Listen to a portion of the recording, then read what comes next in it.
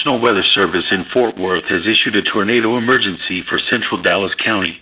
At 2:40 p.m. Central Daylight Saving Time, a large and extremely dangerous confirmed wedge tornado was located over downtown Dallas, moving northeast at 45 miles per hour.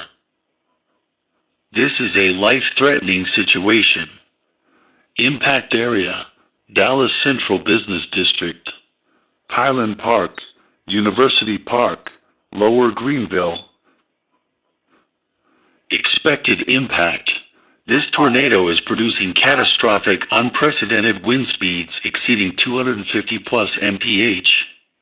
Total structural destruction is occurring. Debris will be lofted high into the atmosphere and will be dangerous to anyone in the path. Action required: take cover immediately. Move to an interior room on the lowest floor of a sturdy building. Avoid windows. If you are in a mobile home, vehicle, or outdoors, move to the closest substantial shelter immediately. Do not wait to see the tornado. If you cannot reach a sturdy building, lie flat in a nearby ditch or depression and cover your head with your hands.